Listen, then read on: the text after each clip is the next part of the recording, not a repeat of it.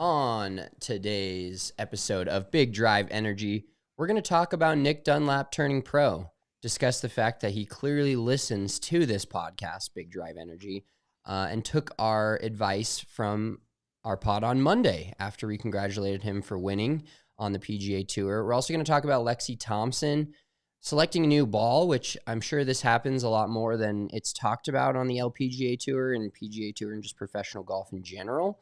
But this was a surprising move because if you play golf and you know what company she moved to, it's a little bit of a shock to you knowing what we know about those golf balls. But maybe we can change our mind regarding that company. And obviously, Lexi has taken a big jump.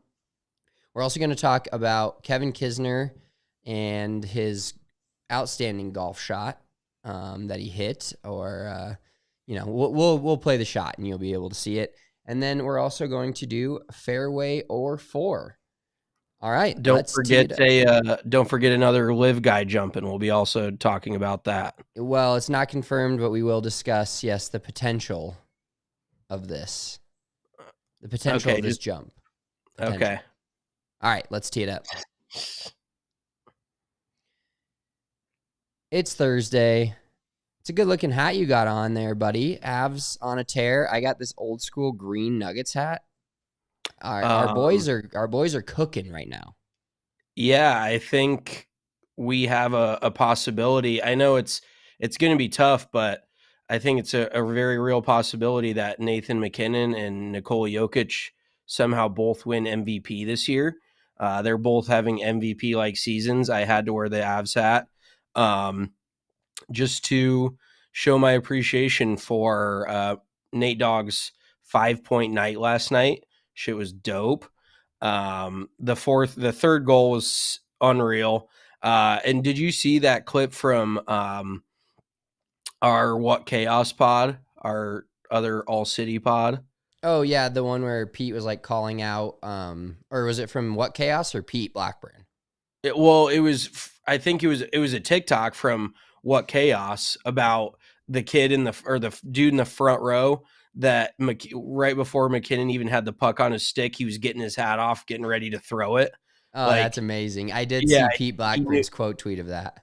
Yeah, he knew it was coming right off the bat. Real quick, I don't know what your take is on this, but have you ever chucked your hat on the ice if you've been there for a hat trick? Low key, I hate to admit this, but I won't do it. The two hats I wear to Avs games are always the same two hats. The one is obviously very sacred to me because they won a championship while I wore that hat to every single game. And then I bought a new one the year after that to kind of reset the hat game, so I'm not wearing the exact same hat every time. Maybe I shouldn't have done that. Maybe I shouldn't have retired the championship hat. I'm very superstitious, but I would not throw my hat. No, I've been to 2 hat tricks, I believe, and I was too scared to throw my hat. So it's unfortunate for me. Don't sound like much of a hockey fan. Also, this is going to kind of show under my hockey fandom skirt, but I did not know what a natural hat trick is until last night. Do you know what that is? Have you heard of that? A natural hat trick. I heard them saying it, and I was curious because I think it's always funny looping it back to golf when people are like, oh, great natural birdie. I'm like, it's either a birdie or it's not. Natural birdies are for people that really use their handicap as a crutch to play golf. They're like, oh my God, what a natural birdie. Yeah, there's people that call them birdies. There's a group of golfers that call birdies birdies, and then there's a group of golfers that call birdies natural birdies. There's 2 separate wings of golf when you have to call it a natural birdie, but that is a good point. Yeah, when I hear somebody say, like, that was a great net eagle, I'm like, so was it a birdie? Was it a par? Like, can you tell me what the actual score was? And then you can tell me what the net score was. But yeah, that is one of the things that like grinds my gears about golfers. They're like natural birdie. And so like when Mark Rycroft kept saying natural hat trick, it started to kind of grind my gears because it was like I was in that golf mode where I'm like, quit saying natural hat trick. Like it wasn't any sort of handicapped hat trick, but no, will you tell me what that is? Yeah, so there was a few tweets about it that were saying like I think the Avs have only had 3 natural hat tricks, or like Sakic had 2 of them in the Stanley Cup in like 98. But my mind immediately went to that it's a hat trick without one of the goals being an empty netter. So, I mean, right? That's kind of like some deductive reasoning there of like Yeah. you had all 3, but then I was like, there's no fucking way they've only had 3 of those. So, natural hat trick is when you get all 3 goals back to back to back without your team scoring in between or the other team scoring in between. Oh shit. Okay. No shit. Yeah, so it doesn't happen a lot. Obviously, it's considered one of the. It's like a cycle in baseball, basically, is what it's kind of the level that it's considered on, where it doesn't happen. It maybe happens once or twice a season, but not very often. Yeah, see, the first place my mind went when I heard them say natural hat trick was that all 3 goals were even strength, but I knew that they weren't, so I was like, that automatically took that out. Um, but that's weird. Like you have to score 3 consecutive goals for it to be a natural hat trick without anybody else scoring on either team. Exactly. Yep. So That is wild. Like you said, I can see why that's more rare than a cycle in baseball. Then it's got to be. I would think so. Considering the Avs, I mean, they're a storied franchise, but they've only been around the Avalanche itself since 96. So it's not like, 27, 28-ish years, 27 or 28 seasons, whatever.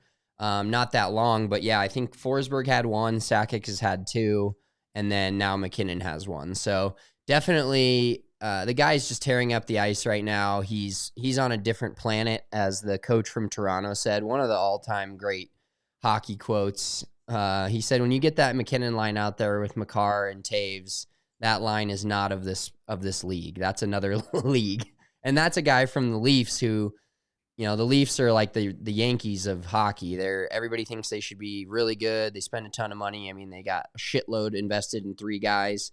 And the coach is realizing that even those guys and the amount of money they play, with McKinnon's line, nobody stands a chance. And the the Capitals definitely didn't last night. Goalie comes in with like the highest save percentage in the NHL, and we just undressed him. Yeah, I was shocked when I realized that stat. And real quick stat, because we've gone back and forth with some of our friends. I know this is a golf podcast. We're talking a little hockey for a minute. Yeah, everybody listening didn't know we knew our fucking puck, huh?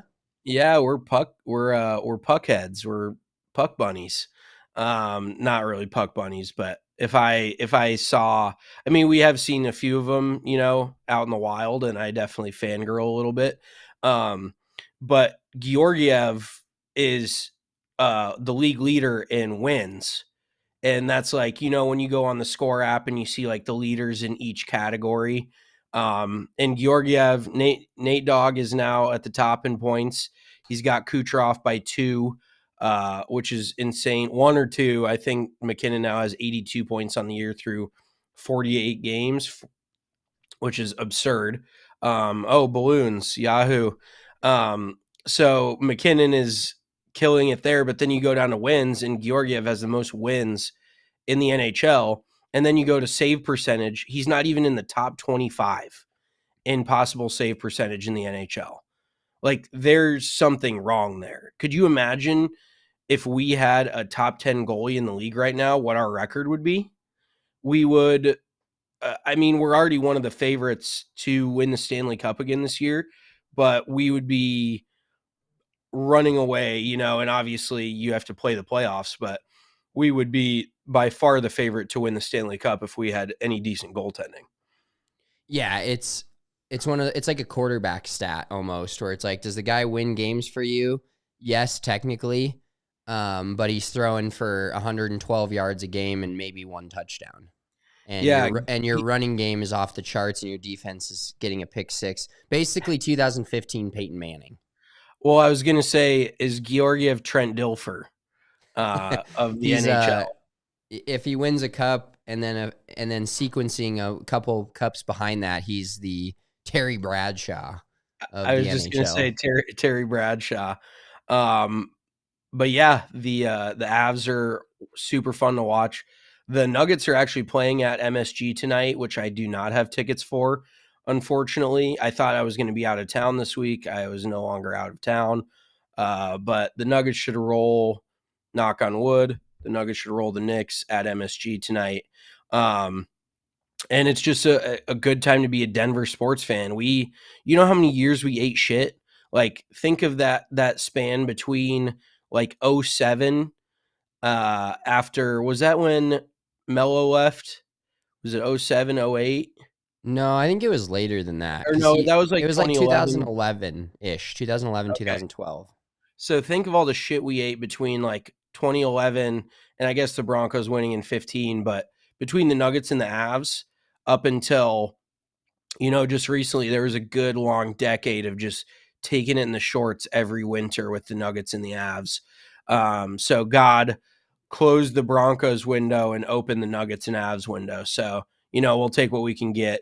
But should we get to a little golf? Because I really do want to I want to have a little bit of a dance on some graves in our TikTok comments section. Yeah. Let's do that. First, I do want to get to, because we clipped it from last pod, you gave me an over-under of 81.5. First of all, if you live in Colorado, check out the Hanger Club in Lowry. I'm now a league member there, proud league member. But I got league tonight. Pretty fucking hyped to go play. Little 3v3 match, me, Ryan, and John. But we had to go play our handicap round, as I discussed on Monday. You gave me 81.5. It turns out I only played 9 holes. But we played the front 9 at TPC Colorado, which was cool because, like, I was being that guy a little bit with RK. I was like, oh, I hit it here when I played this actual course, and I know what this does, so there was definitely a little bit of that douche golf guy coming out. I was going to say a little douchebaggery coming out. Yeah, it came out a little bit, but the funny thing was we brought my kid. We brought him because Kylie wasn't home yet, so we brought him to the simulator with us. And dude, you should have seen the looks we were getting as we were passing back and forth a baby between 2 dudes feeding him from the 60-year-old dudes in the bay next to us. Absolutely, like, hey, what the fuck's going on here? Like, dude, it's 2024. If you guys are a couple with a baby just feeding him and playing simulator golf, those dudes need to get with the fucking times. There's no judgment there. The guys born in like the 1950s or 60s aren't there, and they're never going to be there. But it was pretty funny because we'd set him down when we were putting and chipping, because it wasn't as scary as, like, we're not setting him right in front of the fucking teeing area, but like to the side, off to the side where, a ball wouldn't ricochet and hit him. But yeah, he was getting a little fussy, so we had to pull him out of the stroller, feed him, move him around. But we got through our round, and I shot 37. Pretty proud of it, to be honest, because simulator golf can be tough. But I will tell you, 8-foot gimmies, I want it forever. I might just start doing that on the golf course. I might just start picking it up inside 8 feet, because when you're chipping, you're basically chipping to a circle. 8-foot circle. Yeah, exactly. And even when you're putting, because honestly, putting on there, it's not as realistic as some of the golf court, like simulator golf I've played, like X Golf. When I played a couple rounds in that league last year, their putting was a little more legit in terms of like aim and being able to, like they actually had a laser that read your putter, full on read your putter, instead of putting to hit the barrier. And basically what they do is the barrier's 10 feet. So if you have a 10-footer that's flat, you want to roll the ball to where it just hits the wall, essentially, right? Where tickles the screen a little bit. Yeah, tickles the screen a little bit is exactly what it needed to do. But the first hole, I hit the green in regulation, that par 5 at TPC. But I had like a 25 footer for birdie, and I hit it like 12, 15 feet past. So once I got a hang of the putting, I only made one more bogey and made a birdie because I like absolutely dialed in a wedge and hit it to like 4 feet. So they just were like, gimme. And I'm like, fuck yeah. But I had a few people ask, a few people tweeted me or hit me up on Instagram after the pod Monday and were like, hey, what did you shoot? And I said 37, but I'm realistic about my golf game. If I was actually playing and hitting it like that, it would have been probably 40, 41. So you were right, but I do get to win because I shot 37 on the front nine, double that, 74. I crushed your 81 and a half. No, well, first of all, you didn't tell me you had inside 8-foot gimmies, which you may have not known. I didn't know a fucking thing until I stepped into this simulator. Okay. Second of all, it's a tale as old as time. You over-explaining your golf shots that I don't give one shit about. I've got 8 more holes if you want. No, you already hit number 1 and 2 and 3 whacked it. I don't need to hear any more after that. But you just love. I mean, it's natural. I've always said that golf shots, like we've worked in the pro shop long enough to hear literally every story about any possible golf shot. But golf shots are kind of like kids. When they're yours, you really care. But if you're telling somebody else about them, nobody else gives a shit. Like, kind of like your own farts. I would put those 3 in the same category. You like your own farts. You couldn't care less for anybody else's farts. So that's kind of like hearing about somebody else's round of golf. But no, I will give you credit where credit is due. 37 is definitely lower. Knowing what I know now about the inside 8-foot gimmies, yeah, your ball striking on a round basis is probably somewhere around even par. Your putting within 8 feet is somewhere around 80 to 85. So that's fucking generous, actually.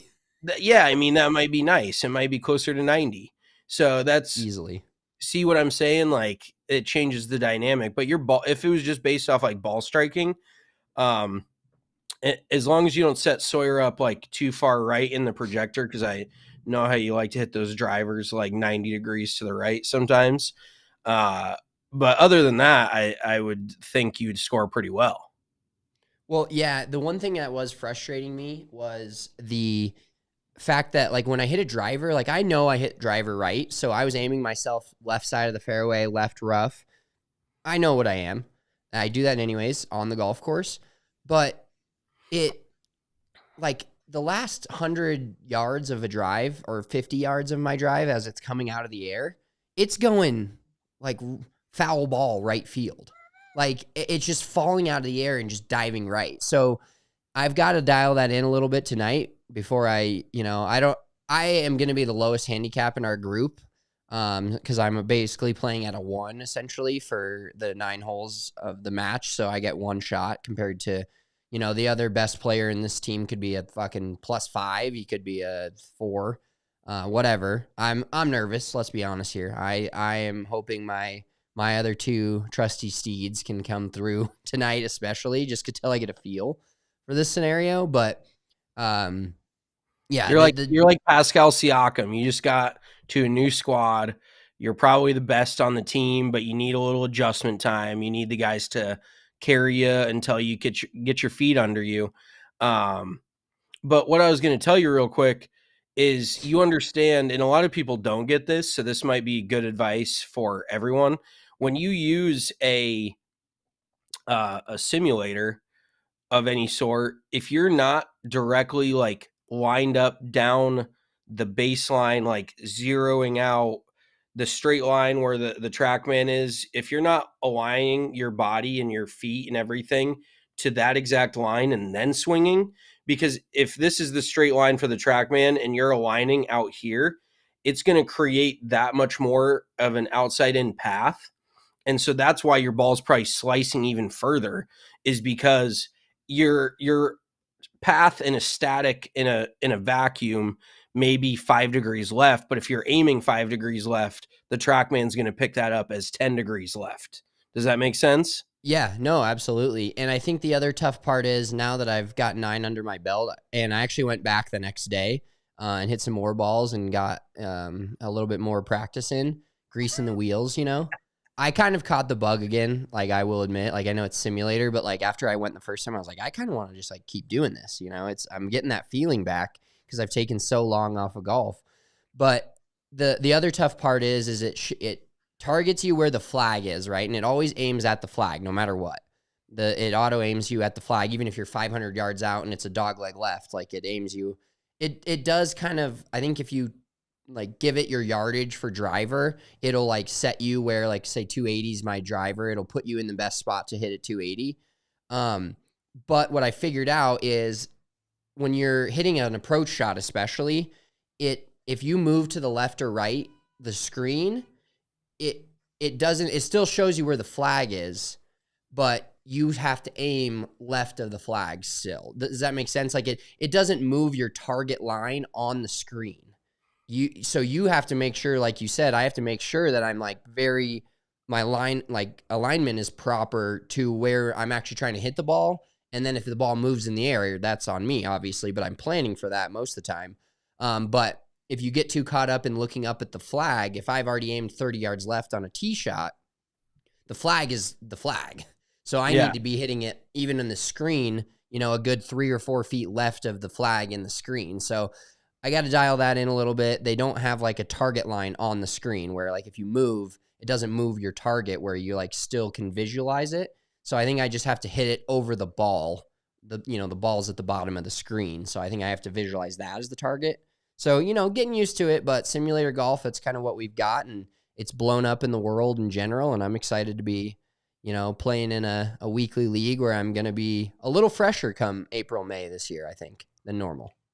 Yeah, I don't blame you. And that kind of made me think, like, if I were to want to join a league out here, do you think that would be fucked up? Like, or do you think that I wouldn't have a problem as long as I'm transparent about my handicap? And it's not like I'm a +8 either. I'm maybe a +2 at this point, maybe a scratch. Like, it's hard to say. I just don't play enough golf, but I do want to join leagues. It's just so shitty that, like, being a quote unquote pro, you're not allowed to play in amateur stuff when I'm not necessarily like a playing professional. I'm not a +6, a +8, whatever. I just want to go out and meet some people and have a good time. Yeah, So, well, the thing is, I'm not going to all out tell them I'm a PGA professional, but I feel better. Like, I feel better about my handicap round being 37 and playing at a 1 or 0, Like, oh, for sure. I feel better about that, number one. But number two, for you, I would say, like, you're pretty safe, and they're going to make you play a handicap round too. Like the course we played, or the club we're at, the club, I'm a member of club now. I'm going to take this in full stride here. Oh They no, God. even if you have a gin, that doesn't work. Like, they don't take it. So because the simulator golf is different, like, if you're really good inside 8 feet, you're probably better in real golf than you are in a simulator. Me, opposite end of the spectrum there, where I'm like, hey, fuck it. If I chip it inside of 8 feet, I'm good. That's all my goal is. I'm not trying to chip it close. I mean, relatively 8 feet is relatively close, but if you miss a green, it's just like, hey, just feather it up there to 8 feet and you're golden.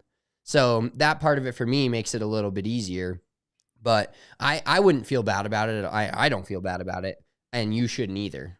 I'd go join one. It's a good time. I'm excited to see, like, the place full and a bunch of people, kind of competing. And I don't know how you feel about this. I think we're in the same boat here. I'm pretty competitive at sports that I'm actually decently good at. Like, my pickleball league, I'm competitive. We win a lot, but at the same time, it's pickleball, so I'm kind of like, like, I can't really. But the second somebody on the other teams starts to be a douchebag, I'm all the way in. Like, if they make one comment here or there, like, so I'm hoping that I hope it's fun, but I hope we play some douchebags, because I'm ready to get the fucking juices flowing and be like, all right, time to bury these guys as I walk up to this fucking sim. You hope somebody talks that shit to you, so it gives you the motivation that you need. No, I'm the same way. One sport flat out that I just cannot, like, get competitive with, and maybe down the road that'll change, but I doubt it, is bowling. Like, I suck at bowling, and there's no part of me where somebody's completely owning me at a bowling game, and I couldn't give less of a fuck. Like, I legitimately, there's no way I could care any less about losing at bowling. Yeah. Because it's just like the most ridiculous, nonsensical game. But the funny thing is, a lot of people think that's what golf is. So, but yeah, like when you have a vested interest, like we've dedicated thousands of hours of our lives to the game of golf. So you kind of feel like, I don't necessarily put pressure on myself. I think you do for some weird reason, just because you're a weirdo. But you kind of know the time that you've put in, and you're like, okay, I should be better at this than these people. Like, there's that element of it. Yeah, exactly. Like, I'm not just the guy that's sneaking out once a week and trying to play as much as he can. I've practiced a ton, played a ton, and should be Practiced a ton. That's a bit of an extreme, but that'd be like practiced a ton is just the relative term for over the lifespan of since I was 12 until now, a good 18 years. That amount of time for a player is not a lot of time, but for a non-player is it's a lot of hours spent. Let's put it that way. Yeah, I bet if you took like the amount of time a PGA Tour player practices, you've probably put in like a full PGA Tour season throughout those last like 16 years. Yeah, I think we'd be there. I think we'd be Grind. there. All right, let's get into, let's start off with Nick Dunlap. Before I let you get on your soapbox, I do want to tell everyone about Bet365. This tournament this week, we gave you our picks. Normally we give our picks out on Wednesday. I was supposed to be traveling, so that's why we're here on Thursday. But we gave out our picks on Monday at the end of the pod. Let's check how they're doing. This will be funny because it's not good. I do know that the course was insane because they're playing Torrey Pines, so it's North Course, South Course. The course was absolutely nuts yesterday in terms of the differential between the North and the South. Did you see that? Yes, and Nikolai Højgaard played the round of the day on the South Course, shot 5 under, and was still behind by 3 shots because all the other guys were on the North Course. But let's see where Nikolai Højgaard. He's tied for third, 8 under, and everybody else we have sucks. Minwoo Lee is -1. Keegan Bradley's even par. Jason Day 1 over. Sahith Theegala and Will Zalatoris also both 1 over. Great picks by me.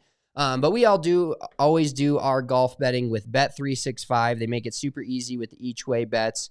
Every week we pick our 3 players. We take the each way 1 through 10 spots starting this week. After Mitchell hit us with 2 top 10s last week, but only took the 1 through 5s. We got to stick to the graphic. We got to stick to the units, but he did have some good picks. But we always do our betting with Bet365. Make sure you download the Bet365 app. It's great for betting golf. It's great for betting all sports, but when you're listening to a golf podcast, I'm assuming, and if you're a gambler, which you really can't play golf and not be a gambler at the same time. Sorry, that's just how I feel. But use the code, all caps, ALLCITY at sign up. You can choose between 2 offers of a first bet safety net of $1,000 or betting $5 and getting $150 when you sign up with code ALLCITY. Must be 21 plus. Please gamble responsibly. If you or someone you know has a gambling problem and wants help, call or text 1-800-GAMBLER. Also, Breckenridge Distillery, our favorite distillery. I will be back on the wagon tomorrow, Friday. Off the wagon. No, for us, it's the opposite. Drinking is the wagon. Fair enough. Yeah, I will be back on the wagon. Wait, did you just fuck me up? Either way, I'm drinking tomorrow. I am drinking alcohol again tomorrow. Liver be damned. Doctor be damned. I've been drinking fucking sparkling water, LaCroix, fucking bubbly, all this shit. Last night, I drank during the Avs game where I normally sit and have a fucking beer, nice limoncello dandy, all these options we have to us. I'm drinking fucking sparkling water with oranges in it. I hate myself for this. And you might as well drink some kombucha. I don't like kombucha. But I'm getting back on kombucha. Fucking new pronunciation. This might be the most expletive-ridden ad Breckenridge has ever gotten read for them. Yeah, maybe we'll just start it again. Breckenridge Distillery, the best distillery in the entire country. You can get it in all 50 states if you check out their website, breckenridgedistillery.com, or check out your local liquor store. Probably is there as well. Pretty popular distillery all around the world. I think I'm going to bust into my Powder Hound bottle tomorrow night that you guys got when we were here. I'm starting to feel ready for the sauce again, so I'm going to the Avs game tomorrow night. So definitely going to sauce it at that. And Breckenridge Distillery is my number one choice, our number one choice always for whiskey. All right, Nick Dunlap, I'll open the floor to you. I'm going to sit back. I'm not even going to be on my mic. I'm going to sit back. I'm going to open it up to you because you had some comments on Monday, and if we can pull up that Tik Tok, the only thing I do fault you for, look at that face, beauty. If you're not watching on the YouTube, hit us up, youtube.com, Big Drive Energy Golf. Watch all our pods there. Give us a thumbs up, like, subscribe. Okay, thanks, bye. But you had some pretty harsh words for Nick Dunlap. What you said was mostly true. I will say you calling him an asshole was maybe slightly out of line, but that's just how we talk. You know, that's just how adults in the world talk. So I think that part kind of hosed you in terms of people being wanting to argue with you, but your point still stands, and now your point's been driven home. So that's it. I'm done talking. I'll let you have the floor. Okay, so I do want to clarify by saying I was calling him a hypothetical asshole. Like, if he were to go back to school and not take advantage of his PGA Tour status that he now has, I would think he was an asshole. But I'm not calling him an asshole because he hadn't done anything yet.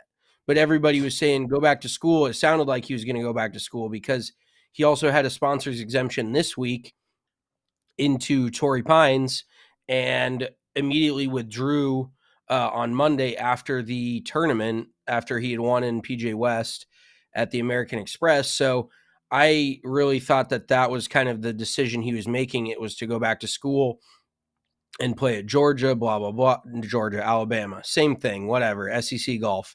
But I wasn't calling him an asshole. I was saying that how much of an asshole you would have to be to have the privilege of having a PGA Tour card and somehow thinking it'd be a good idea to just go back to school and go drinking out in Tuscaloosa with your buddies on a Friday night when you have a PGA Tour card sitting there waiting for you.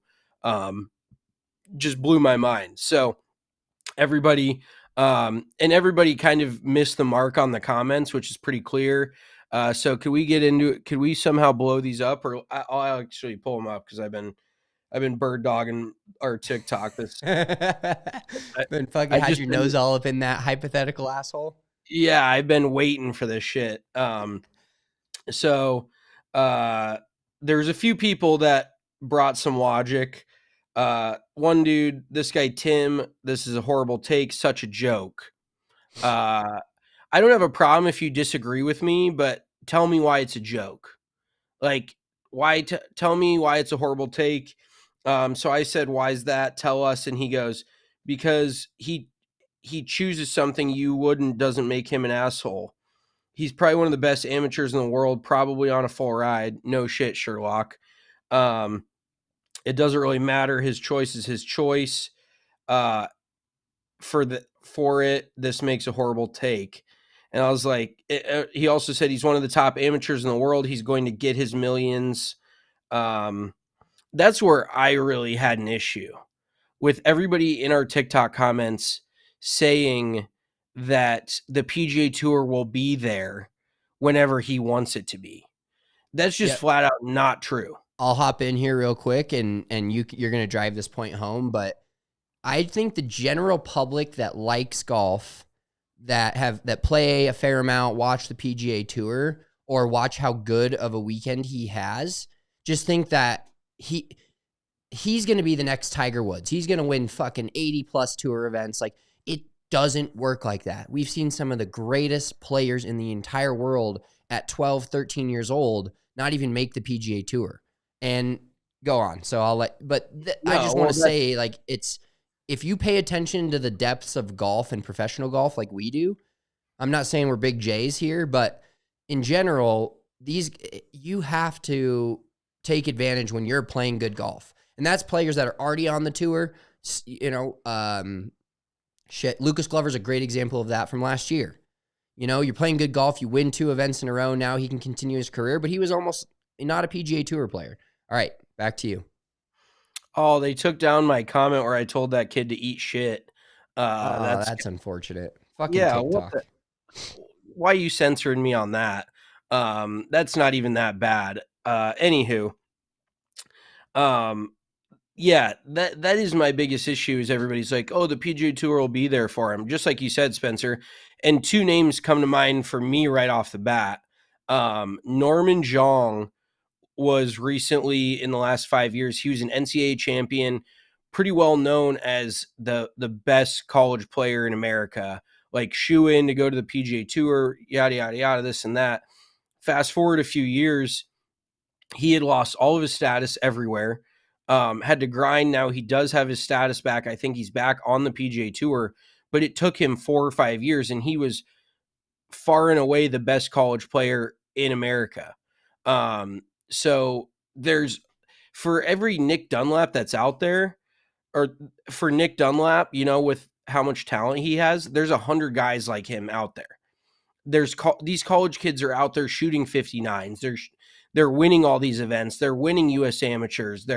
He's not, like you said, everybody wants to just crown him. He had a great week last week. Don't get me wrong. He won on the PGA Tour, which hasn't been done in over 30 years. But there's probably about 100 kids in America that have the potential to do that same thing. So, sorry, I want to interrupt you real quick. Sorry. What was that kid's name that tore it up in the U.S. Open as an amateur last year, the Masters? The kid that looks like Caden, our boy Caden Kilduff. What's that guy's name? Yes, the kid from Texas A&M. Yes. He's actually now out on tour because he won the U.S. Amateur the year before. Sam Bennett. And I think he's still out on tour, but yes, he's definitely not at the top of the leaderboard like everybody, when he won the USAM and then, played well at the Masters, played well at other places. Because another one, do you remember the name Braden Thornberry? Yes. Real quick, Sam Bennett just finished T9 at the Korn Ferry Tour event this past week that Pot Guider won, which we'll get into. But, that there's an example for you right there. Yeah.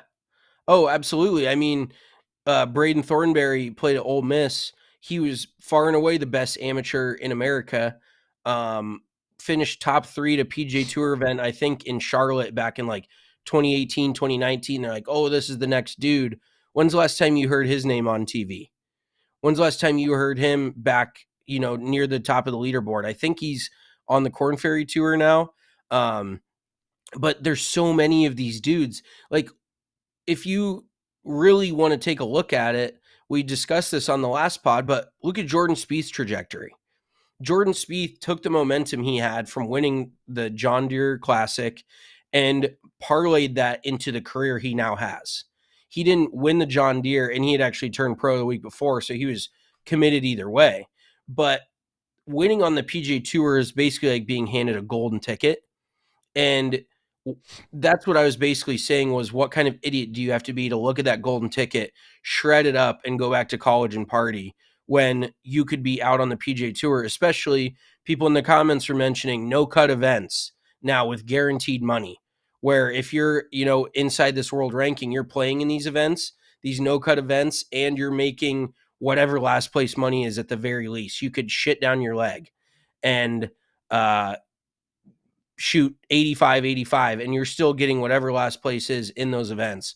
So I really did not see any upside to him going back to college. So if he hadn't won, didn't have the exemption, sure, go back to college. Don't have a problem with it. But the 2-year PGA Tour exemption is an absolute life changer for anybody that it gets handed to. And now, especially with what direction the PGA Tour is going in, with trying to take care of their players more, giving them, $500,000 in stipend up front to cover their expenses, which hypothetically, you pay for your expenses, whatever, you pocket the rest if you don't spend all of it. So at the very least, you're making $500,000 a year on top of sponsorships, other things like that. So it just did not make any logical sense to me why he would want to turn that down. And clearly his decision that he came to today to turn pro pretty much showed that. Also, the dude in our TikTok comments called us slashers. Do you know what a slasher is? Hold on, let's Urban Dictionary that shit. If we want to go back to SpongeBob, we could be the hash slinging slashers. Fuck yeah. Are we the hash ringing, the sash singing, the lash bringing lashers? I don't know what a slasher is. Like, am I like sounding like a boomer right now, or did this dude just make up his own word? Because I've never heard this shit before in my life. Oh, whoa, here we go. This is on Urban Dictionary. I don't know how legit this definition is compared to what he said, but sounds like it makes sense. A slasher is a millennial term that refers to a person of any age that adopts a frame of mind that revolves around personal success, personal fulfillment, or financial gains. Who doesn't? What are you doing if you're not a slasher? What the fuck are we talking about? Yeah, so he's basically calling me a boomer. I'm 28. He's basically calling me somebody that enjoys fucking success and money. Fucking boo-hoo.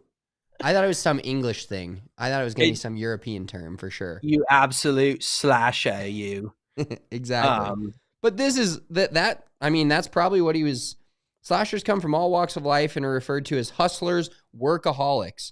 Although it's not a requirement for slashers to be workaholics, they are prone to work endlessly in pursuit of accomplishing their goals because of their thirst and hunger for success and personal fulfillment. So you're either a slasher or you're just fucking lazy bum, is what it sounds like to me.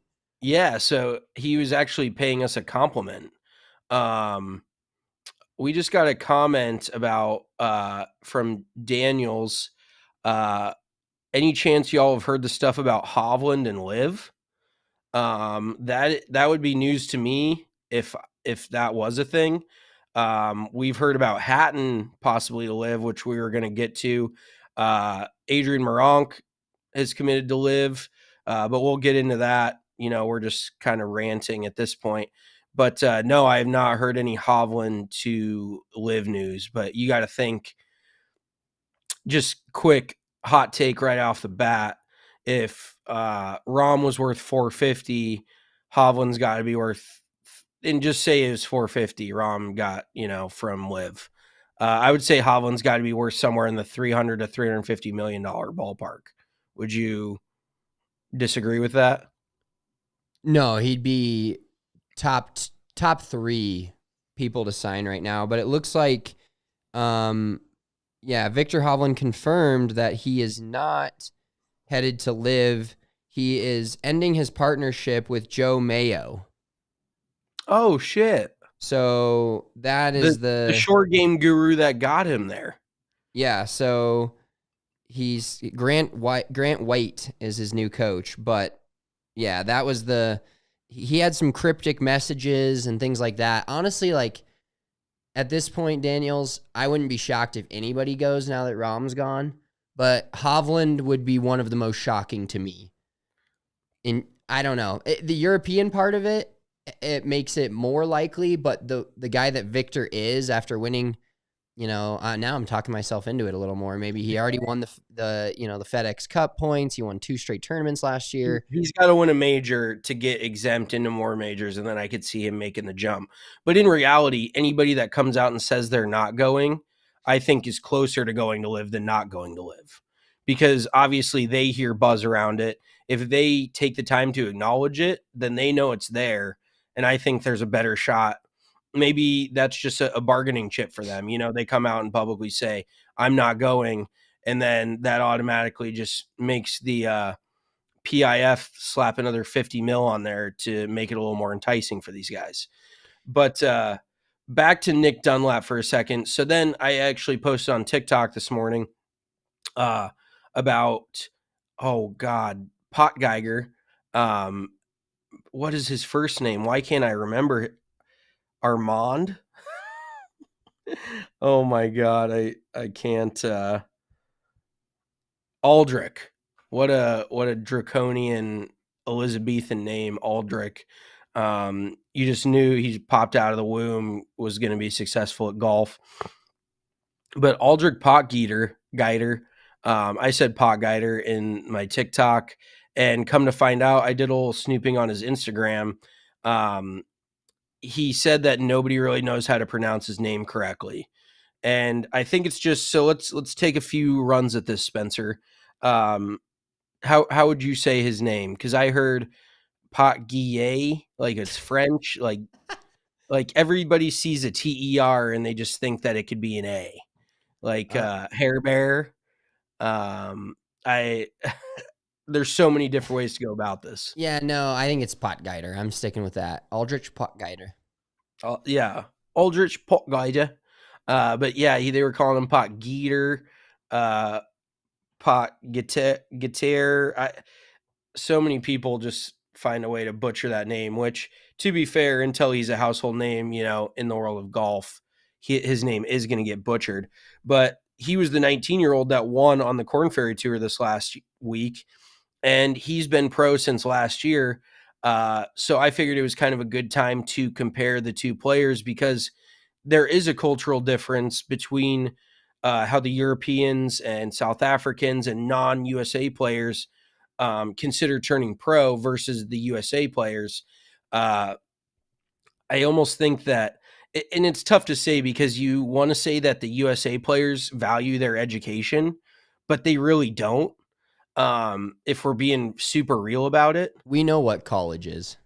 Yeah. I do. I it's enjoyed the fuck out of it. Yeah, it's a party. In the words of great Ohio State quarterback, God, why am I fucking is it Cardale Jones? Cardale Jones. I didn't come here to play school. Yeah, I'm not here to play school. These kids are not going to school to go to school to play golf. They're playing golf / going to school, in the US. Like, that's just not a thing. But honestly, turning pro at an early age is not a bad thing. Look at what all Tyrrell Hatton, Shane Lowry, all of these guys, they turned pro when they were 18, 19 years old, and they're having plenty of success professionally. So Pot Guider is just an A1 example of I just inhaled some dust. Holy shit. Sorry. He's is up with you dusters? Yeah, it's dusty as shit in here for some reason. You got Sudbury on your fucking shirt. Yeah, I got the letter. I'm representing the Letterkenny Sudbury Blueberry Bulldogs. Shout out Shorzy. But no, it is just funny to me when everybody wants to tell kids to go back to school. And there's really no reason to. If you have a place to go play professionally and you have the funds and your game is hot, like obviously Nick Dunlap is hot, go play. There's literally no problem left. The Bible is a hot book. Noah's a hot name. It's actually biblical. And the Bible's a hot book. We did get a couple more comments from Daniels. He said he recently got into golf and fell in love with Javi and was wondering why he hasn't played yet. Looked up on Twitter, and they're talking about him and Liv. I honestly don't think it's going to happen. And then he did say, how long are you all going to be streaming? Would love to keep listening to y'all stuff while watching the Farmers. Appreciate you. We're on for probably another 15, 20 minutes today, but every Monday we do a recap of the weekend winners at 4 p.m. Eastern time, United States Eastern time. And then every Wednesday we are on at 2 p.m. This is a different week because I was traveling or supposed to be traveling, but every Monday and Wednesday we're on. Check us out on TikTok, Instagram as well. All right, let's get into, while we're talking about the jump to Liv and Javi, let's just mention Adrian Meronk. So you think it's confirmed. I'm trying to find that, but then he posted, did you see the thing where he posted his Whoop band? Like, he cited being sick. That's why he missed the PGA Tour event, his first start. Kind of an exciting thing for him, kind of exciting thing for the golf world as one of the better DP World Tour players and European players in the entire planet right now was headed to the PGA Tour, but he posted a photo of his Whoop band, and there's actually some controversy that his Whoop band is photoshopped. What do you have to say about that? Yeah, that was actually hilarious. Like, you Photoshop a Whoop band, like you're giving yourself an alibi as to why you dropped out of your PGA Tour event. Like, there's just been dudes, maybe he's hungover, maybe that live check just hit his account and he wanted to go pop bottles. Which, why would you blame him? But no, I mean, I think it is confirmed.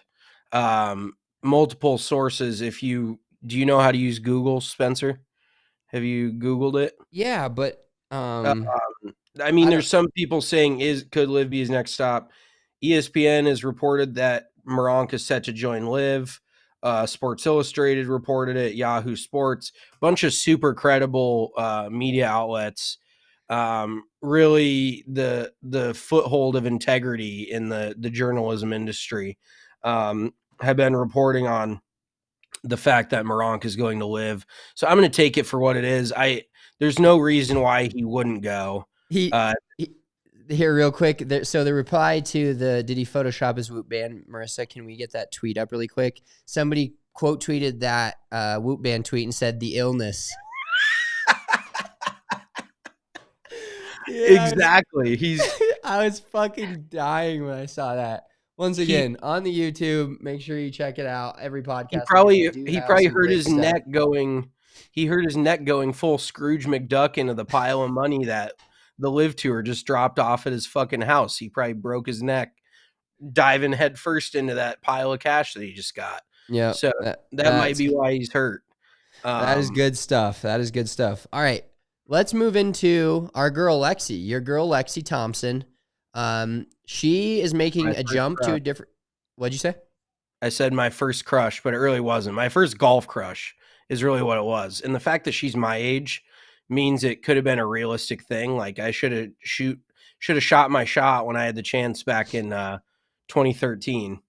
I was about 80 pounds skinnier than I am now too. It would have worked out well for me. You should talk a little bit about this because I'm going to go through Instagram and find the picture of you and her so we can also put that up on the YouTube so everybody can get a feel for what Big Drive Mitch is like as a 18-year-old. 18-year-old, yep.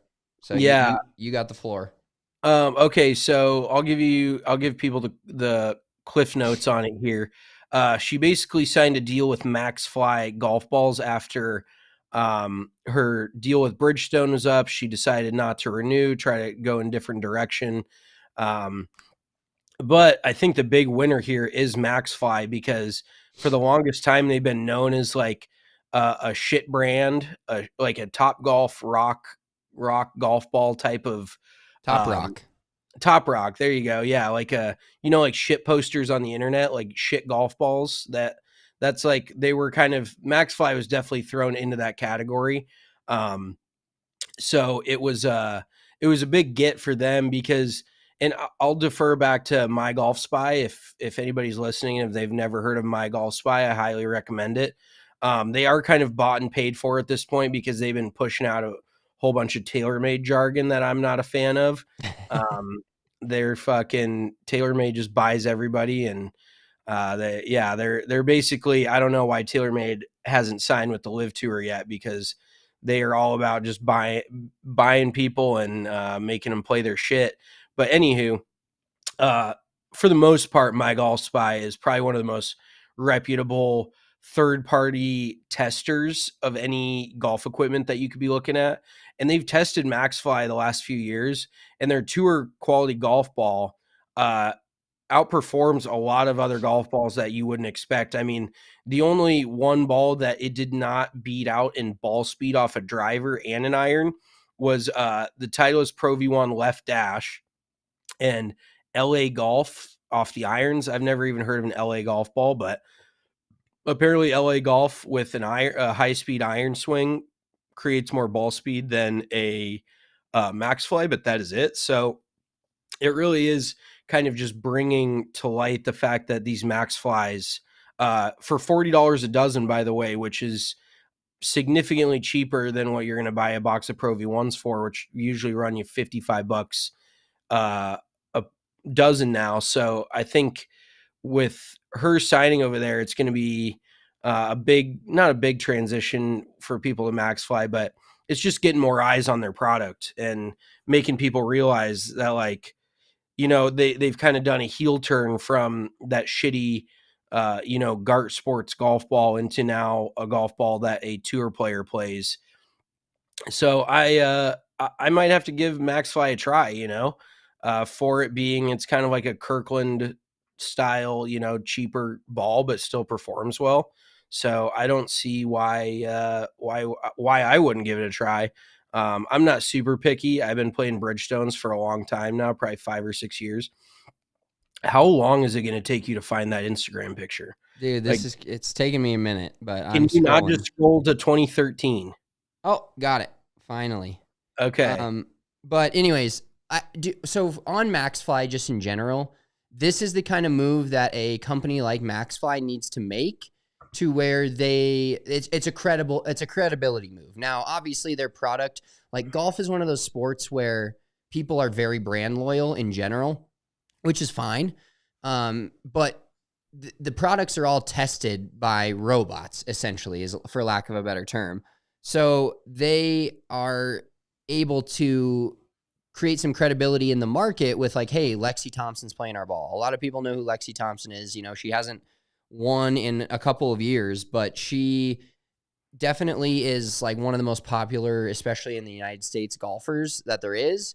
And so do you think we see a PGA Tour player headed to a MaxFly golf ball with all these? Because I feel like a lot of things in 2024 and moving on are a lot more parceled out for PGA Tour players. You don't see a guy that's like Titleist FootJoy, has every Titleist iron. I feel like, this can kind of segue us into the Minwoo Lee stuff, and not Minwoo Lee, but also Sun Siwoo J.M. Kim. Siwoo Kim. Siwoo Kim, but like they're guys and gals are going to a bunch of different companies and not just rocking one or trying to be like, one company all the way through. Full staff of one thing. I would consider, like, do you remember when the Nuggets got Paul Millsap and it was like a big free agent relative to like what Denver could get? MaxFly is like the Denver Nuggets circa 2015, where they had to get somebody's foot in the door to prove to everybody that they were legitimate to then bring in other players. So I feel like Lexi, do you like that comparison? Yeah, that's actually really, really well done. Off the Thank you. hop. Yeah, it's like you said, it's a credibility thing. Lexi has only won one time in the last 5 years, which is insane to me. She has over like $13-14 million in career earnings, so nothing to scoff at there. But yeah, she's kind of had a little bit of a fall off. We're seeing, like we talked about on Monday, it feels like, no knock on the ladies, but their games actually peak a little bit earlier. Marissa said I'm on private, so we can't share it. God bless it. I've got this. Are you going to screenshot it? Already done. Oh, okay, perfect. I don't need random people looking at my Instagram that don't know me. But anywho, it's definitely a credibility thing for them. And like you said, there's more players going to a bunch of different brands. Like now Bad Birdie has just signed 2 tour players to deals on the back of Minwoo Lee going to Lululemon, being the first player to rock Lululemon gear, and Jason Day going to Melbourne Golf, which is, a little bit more of a niche up and coming brand. So there's a lot of players going in a different direction. And I think it's cool too, because guys are just more able to express themselves and everybody's more open to playing, kind of what they want to play. Instead of Titleist being like, well, if you're going to play our golf ball and our irons, you need to play our woods, our wedges, our putter, our everything. So I definitely think it allows these guys to express themselves a little bit more. And anything, like Minwoo Lee said it best, he's like, we're entertainers. That's what we're out there for. And Max Home actually said that, talking about, other sports doing, like the NBA doing the in-season tournament and the MLB adding the pitch clock. He's like, at the end of the day, this is all for entertainment. Like, they're obviously out there to play well, make money, this and that, but it's for the entertainment of the people watching it. So I love the fact that these guys are signing with different, more niche, smaller brands and are able to rock some really cool, like, custom stuff. and just more fun stuff that's going to pop on the golf course. Yeah, there's definitely a switch in golf merchandise in general. We've seen that with companies like Bad Birdie, other companies that just go full prints. So I think on the PGA Tour, we're going to see a lot less black shirts and black pants, or black pants and, regular shirts. And even the companies that technically are, your FootJoy is one that comes to mind immediately, that always used to be a, one stripe or barely any stripes, barely any patterns. They've started throwing out pattern stuff. Puma, who has a lot of tour players with Cobra, they have some great gear. I have worn Puma gear for a long time and love their golf gear too. But I have like a flowery type of shirt from them.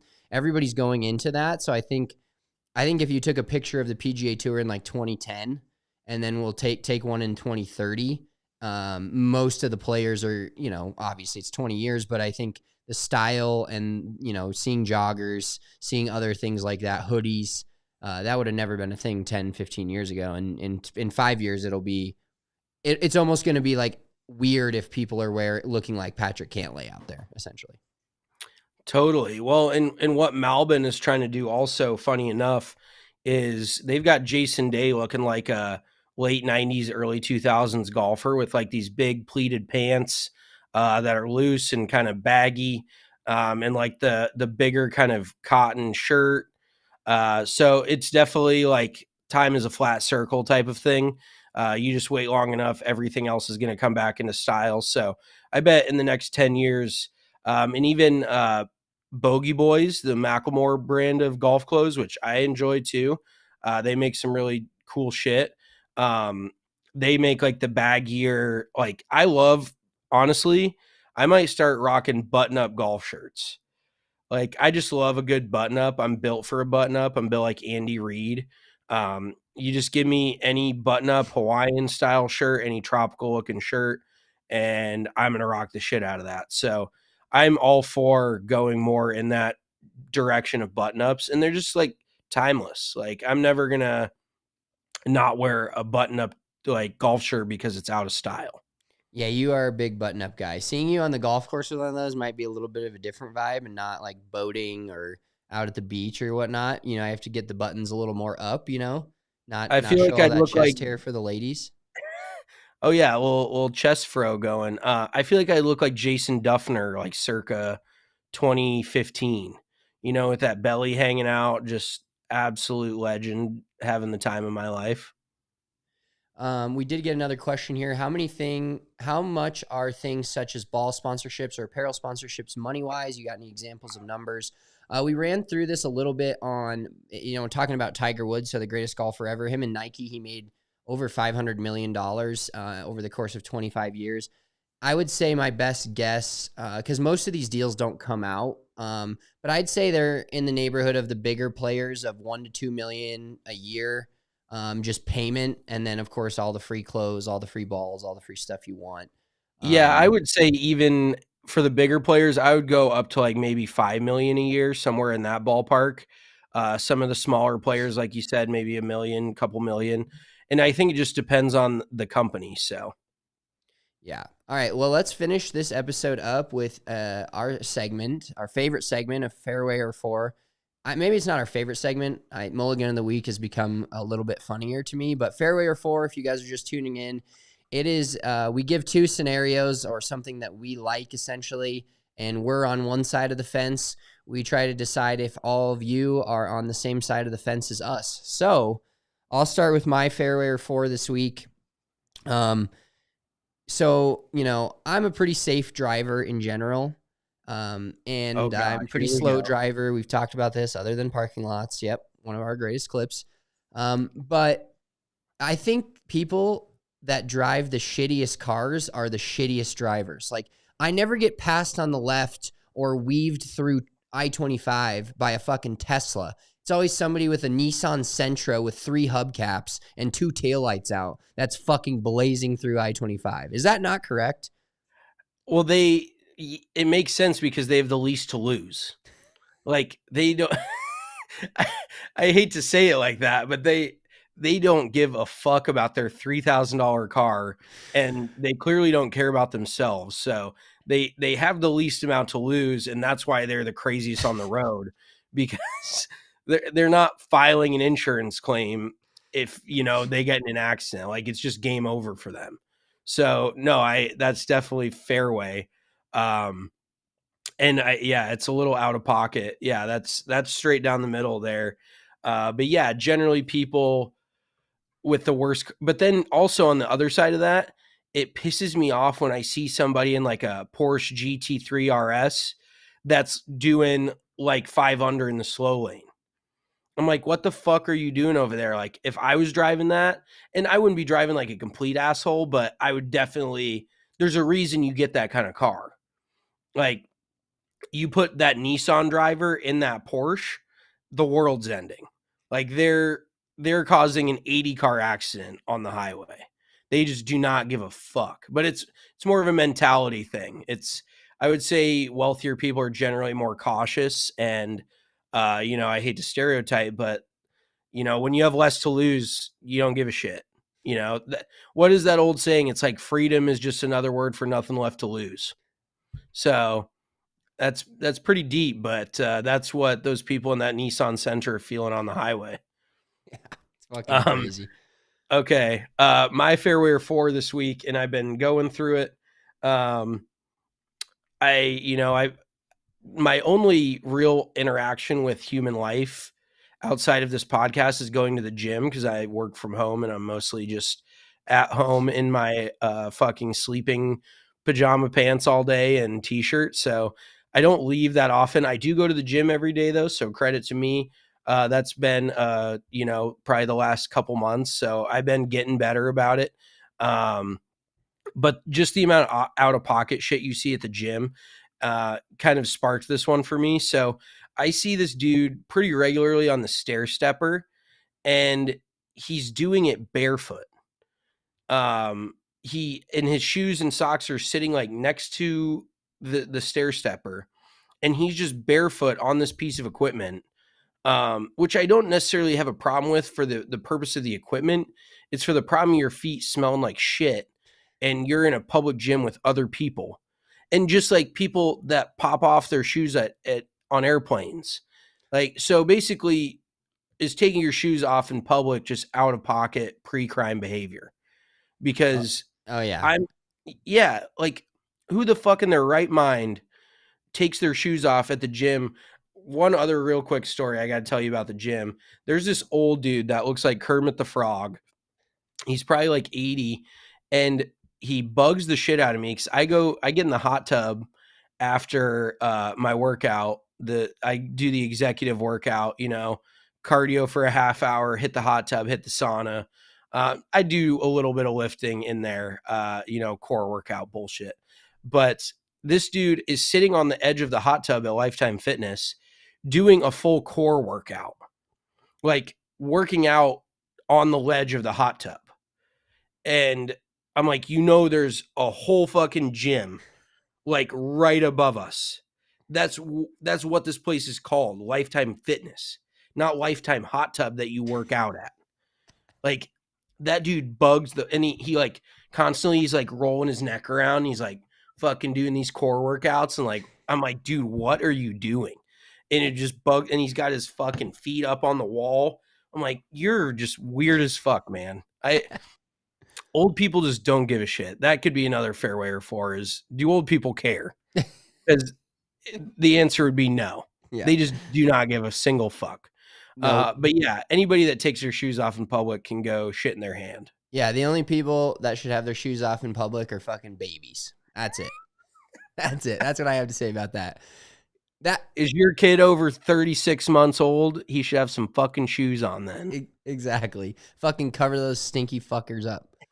All right, let's get out of here. Thank you guys all for tuning into this week of Big Drive Energy. We're going to send it off this week with a picture of Mitchell and Lexi Thompson.